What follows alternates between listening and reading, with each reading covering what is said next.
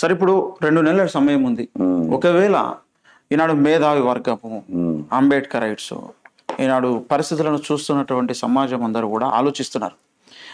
ఇలాంటి వారందరూ ఇప్పుడు 2 నెలలు ఎలక్షన్స్ ఉన్నాయి కనుక ఒకవేళ వాళ్ళు మేల్కొంటే ఆలోచిస్తే వాళ్ళు ఇప్పుడు ఏం చేయాలి? ఇంకా ఏం చేయాలి ఏముంది ఇప్పుడు ఈ మత రాజకీయాలు కాదు, మానవ హక్కులను పరిరక్షించే రాజకీయాలు కావాలి.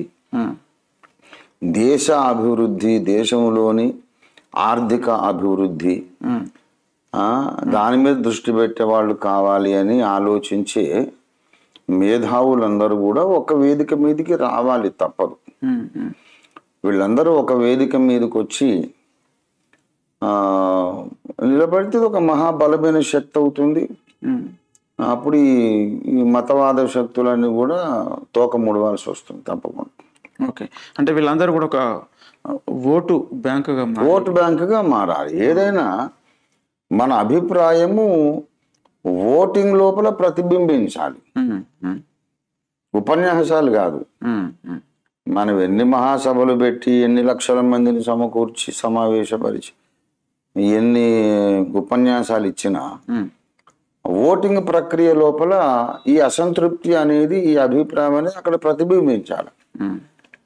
దాని కొరకు వీళ్ళందరూ కూడా యాంటీ రిలీజియస్ ఫెనాటిక్ క్యాండిడేట్స్, మతోన్మాద వ్యతిరేకులైనటువంటి అభ్యర్థులను, మతోన్మాద వ్యతిరేక శక్తులు నిలబెట్టి వాళ్ళకు మంచి భారీ ఎత్తున ఓటింగ్ జరిగేటట్టుగా చూడాలి. ఓకే, అప్పుడే ఏదైనా ప్రజాభిప్రాయము ఓటింగ్లో ప్రతిబింబించినప్పుడే అధికార పీఠం మీద ఉన్నవాళ్ళు దాన్ని లెక్కలోకి తీసుకుంటారు. మనం ఉపన్యాసాలు చేసి ఓటింగ్లో ప్రతిబింబించలేదు అనుకోండి, నోరు మూసుకొని కూర్చోమంట. ఓకే.